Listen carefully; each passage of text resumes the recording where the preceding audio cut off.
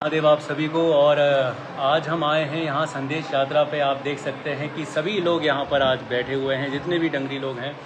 और हमें आशा है कि गोलजू का यहाँ पर कहीं ना कहीं एक आशीर्वाद के रूप में सभी भक्तों का लाभ उनको मिलेगा। और धीरे धीरे ही करके ये संस्कृति का, धीरे धीरे इस संस्कृति का जो चंपावत से उठी है, जो ये लौ उठी है, जो ये जागृति उठी है, वो धीरे धीरे करके आगे को जाएगी। और आप देख सकते हैं कि सभी लोग, जैसे ये हमारे कार्की जी लोग हैं, और आप देख सकते हैं कि गोलजू की जो यात्रा में भव्य इनका है। और ये हमारे जी हैं, ये चंपावत के पांडे जी हैं मूल मंदिर के।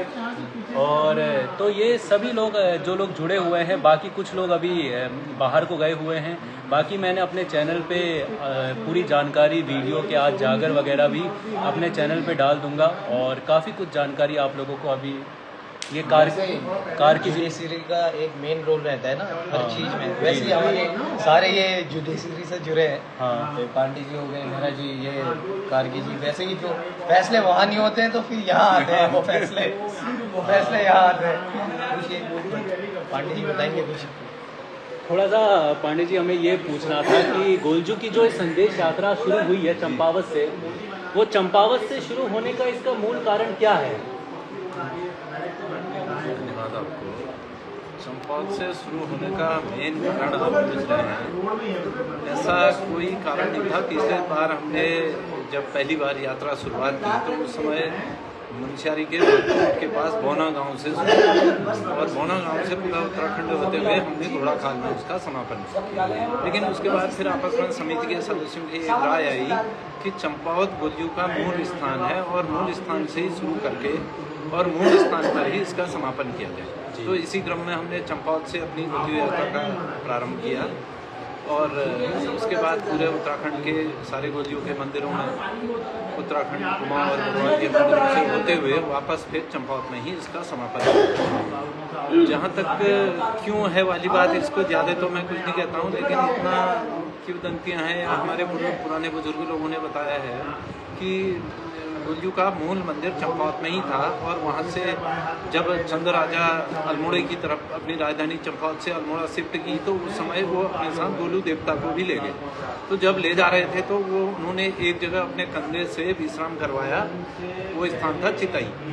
तो चितई से फिर वो गोलू देवता उठे, इसलिए उनका जो स्थापना की वो चंद राजा ने चितई नामक स्थान पर की। फिर उसके बाद घोड़ाखाल में भी बन गए। फिर अभी ये आपके रुद्रपुर के शैल परिषद के पांडे जी लोग हैं, दिवाकर पांडे जी लोग, इन्होंने भी काफ़ी अच्छा एक चंपावत से गोलू की मिट्टी लाके और वहाँ से सब कुछ करके अपने रुद्रपुर में भी ये शैल परिषद के पास गोलू मंदिर का बहुत भव्य मंदिर बनाया है।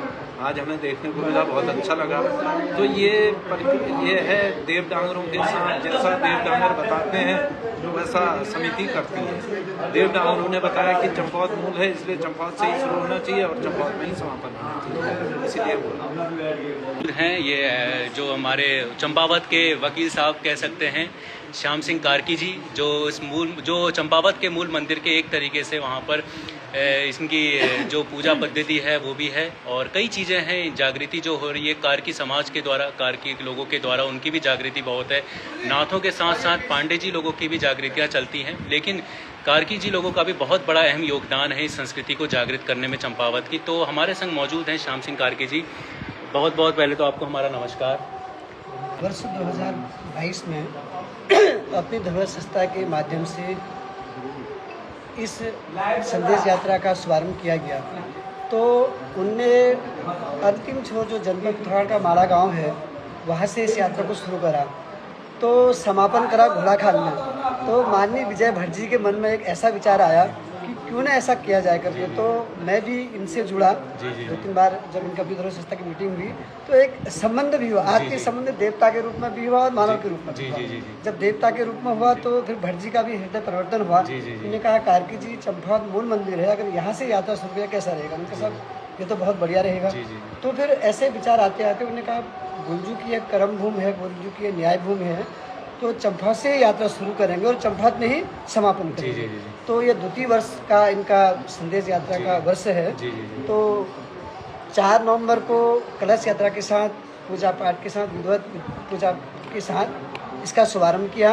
और 5 तारीख को यह यात्रा आज चल के जगह जगह इनका भव्य स्वागत हुआ, बनमसा में, टनकपुर में, खटीमा में और रुद्रपुर में।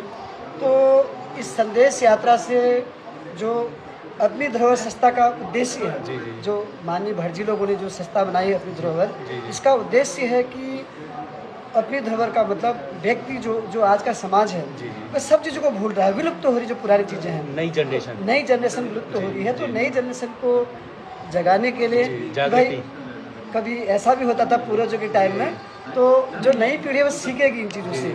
तो इसका संदेश भी ये है कि न्यायकारी देवता के रूप में पूरे कुमाऊं में, गढ़वाल में पूजे जाते हैं। इनका प्रचार प्रसार, जब व्यक्ति बहुत दुखी होता है, जब बहुत ज़्यादा दुखी होता है, उसको न्याय नहीं मिलता है, तो हमारे गुलजू के दरबार में एक अर्जी टांग जाता है। वह कहता है कि हे भगवान, अब आप ही विचार करना। तो ऐसा माना जाता है कि गुलजू भगवान जब पीड़ित लोग होते हैं, बहुत जिनको न्याय नहीं मिल पाता है, जो अक्षम लोग होते हैं, उनको भगवान ने राजा के टाइम से ही एक न्याय दिलाया। और वैसे भी गुलजू की जो कहानी है बड़ी विचित्र कहानी है। अब जब राजा थे, राजा की 7 रानियों के कोई भी पुत्र नहीं हुआ, राजा बड़े दुखी हुए। और ये जो माँ कालिका हैं, यह भी किसी तपस्वी की बहन थी और जंगल में तपस्या कर रही थी। तो ऐसे जाते जाते हलराज जी को मिल गई ये कन्या, तो उनको पसंद आ गई। तो पंडितों से बहुत बार पूजा पाठ करा के उन्हें एक व्यवस्था कराई कि उन्होंने कहा कि नहीं तो यह राज्य में बिल्कुल राजा इतने चिंतित थे, दुखी थे कि वह कौन उस राजकाज को संभाले। तो ऐसे ही धीरे धीरे कालिका से इनकी शादी हो गई। और जब शादी हुई 8वीं रानी के रूप में, तो जब यह रानी गर्भवती हुई, रानी के गर्भवती होने के बाद जो बालक पैदा हुआ, जो गोलजू गोरिया के नाम से जो जाना गया, तो गर्भवती होने के बाद जो सातू रानी थी, बहुत पहले बहुत प्रेम था उनका, आपस में इतना प्रेम था कि उसको कह नहीं सकते उन बहनों का, सभी का, सतु का। लेकिन जब बच्चा पैदा होने लगा तो उनके मन में एक भाव ऐसा आ गया कि राजा जो है अब इसी रानी को प्यार करेंगे, इसी को अच्छा मानेंगे। तो उनने जो है एक चक्रव्यूह रचना शुरू कर दिया। तो धीरे धीरे क्या है कि जब रानी गर्भवती हुई तो रानी की आंखों में पट्टी बांध दी, तो बच्चा पैदा हो गया और वहाँ सिलबट्टा रख दिया बालक को, कभी घास के उसमें डाला, कभी गोबर में डाला। तो धीरे धीरे जो उस बच्चे को बहा दिया गया। बच्चे को जब बहा दिया गया तो एक जो धीवर जात का है मछुआरा, तो उनको मिला। तो फिर होते होते करते करते क्या है, बक्से में ले आया, बक्से में लाया। तो फिर लोहार को बुलाया गया। तो फिर पहचान करते करते भगवान ने जब पहचाना, उन्हें फिर राजा के पास जब गए, तो जब वह बच्चा लोहार के पास जाके बक्सा बनाया उन्होंने, तो फिर लास्ट में जब न्याय की बात आई तो राजा ने भी जाना कि कौन से लोहार ने बक्सा बनाया, लोहार को भी बुलाया गया। तो उन्होंने कहा भाई हाँ बक्सा फिर इनने बनाया। तो धीरे धीरे कहानी खुलते खुलते गई। तो बाद में जब राजा के दरबार में ये रानियाँ गई थी नदी में, तो ऐसे ही ये बाला गोरिया काट की घोड़े में बैठ के जब गए, तो कहानी यहाँ से होती है। वह कहती हैं कि क्या काट का घोड़ा भी पानी पीता है? तो फिर वह बाला गोरिया कहते हैं कि जब रानी के पेड़ से सीला और लोड़ा, जिससे हम मसाले पीसते हैं, तो अगर किसी रानी के पेड़ से अगर यह पैदा हो सकता है, काट का घोड़ा पानी पी नहीं सकता है। तो धीरे धीरे बात हुई।